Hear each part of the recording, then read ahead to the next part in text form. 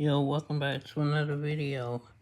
My computer not really up and working, so I'm gonna try to just stream from my laptop. Just 1 second.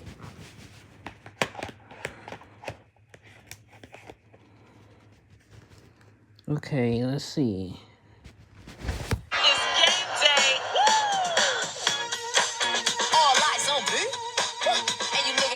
While fans loved Enzo Amore, backstage was different. It was said that most WWE wrestlers didn't like the realest guy in the room, and Enzo actually got kicked out of the locker room and even a tour bus. One night on Raw, The Miz came face to face with Amore and dug into him.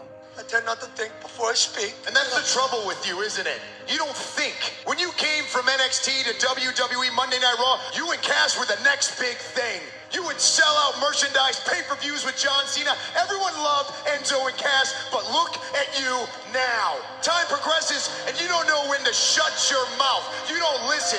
You think you know everything better than everybody else. That's why you're kicked out of WWE tour buses, and that is why you are kicked out of the WWE locker room. You think you chose to bring your personality to the Cruiserweight division?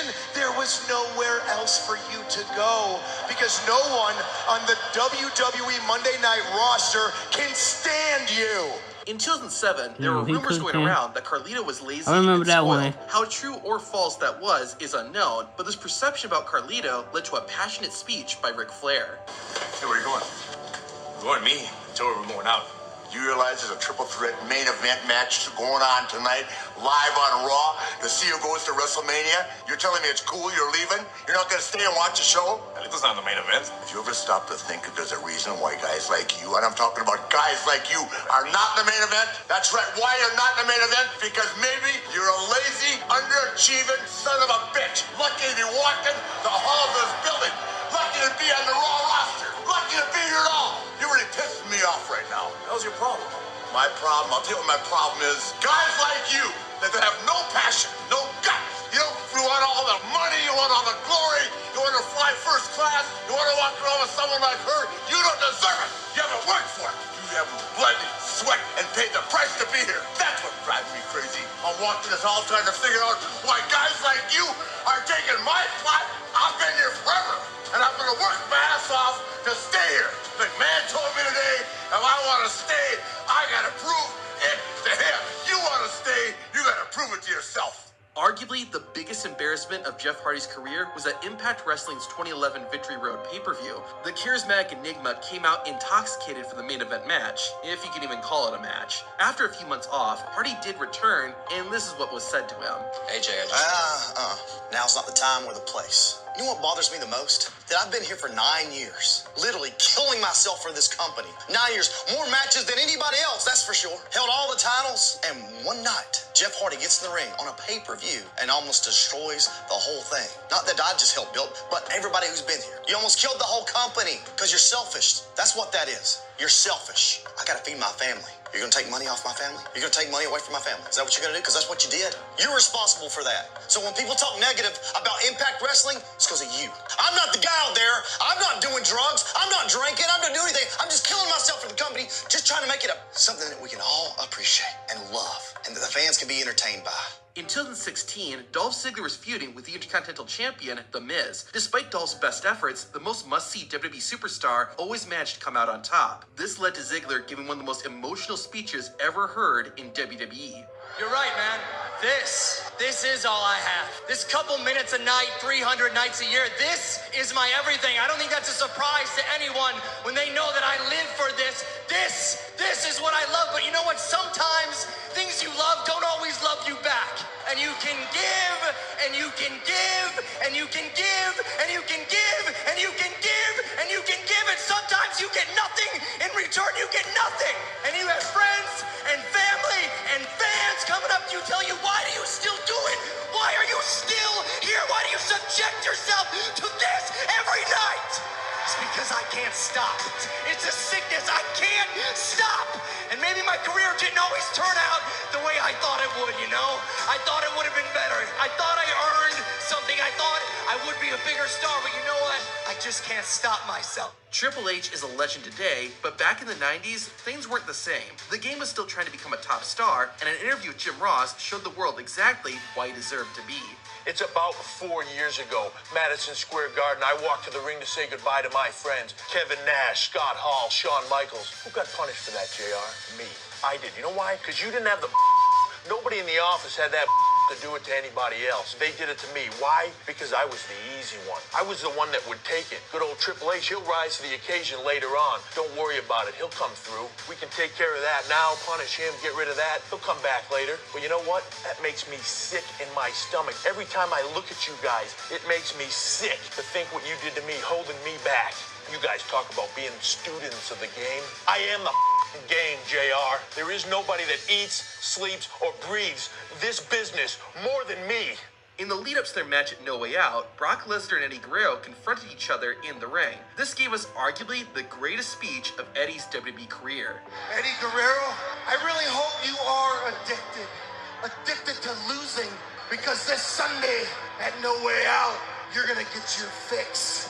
Truth is, Brock, I am an addict. See, Brock, about 3 years ago, Holmes, in Minneapolis, Minnesota, vato, your home state. That's right, vato, in the shower, in the locker room. Oh, man, I was high, bro. I was high. And I don't remember much about that night, I said, but what I do remember, they carried me out of that arena, and they carried me straight into rehab. And see, they didn't do that. I did that to myself, vato. But that was just the beginning of it, I said. Because, see, through all that time, bro, through all those 3 years, not only did I wind up losing my job, I lost my wife, I lost my kids, and I lost myself. I lost my spirit. I disgraced my race. I disgraced my family, and I disgraced myself. But you know what, Brock? I came to a point in my life, vato. I came to a point where it was do or die, Holmes. I had to make a decision, do or die. And you know what I said? I did, because I'm here right now. Day by day, by the grace of God, I have earned my way back into this ring, man. Day by day, by the grace of God, I have earned the respect of my kids again. Day by day, I have earned my life back. And see, Holmes, when I stand across you and I see that across your waist, you know what that symbolizes for me, I say? That symbolizes for me, I'm sorry. That's my way of telling my family I'm sorry. That's my way of telling my kids I'm gonna provide a better way of life for them. I'm gonna get the bikes that they wanted. I'm gonna give them a better education.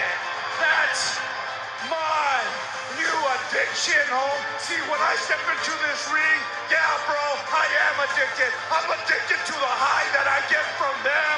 I'm addicted to the high that I get when I go home and I tell my family, hey, I'm doing it. I'm addicted to the satisfaction that I get to tell everybody like you that didn't believe in me, you can stick it up your...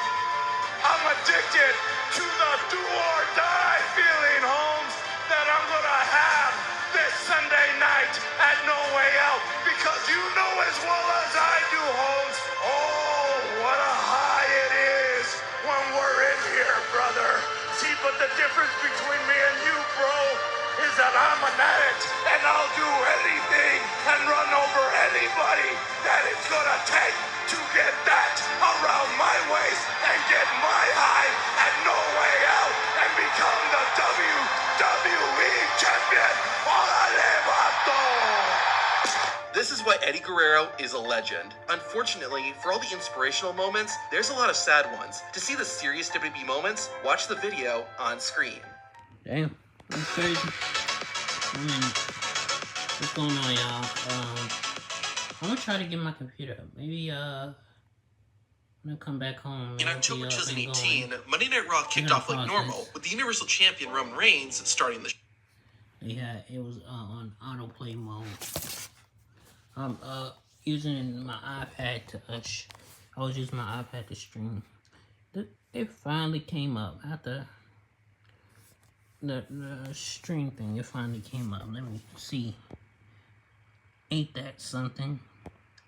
I think we can watch maybe 1-2 more videos. But let's get into it. I'm gonna see y'all that soon. Sorry, you never did this live stuff on the phone. That's her. You want to stop streaming?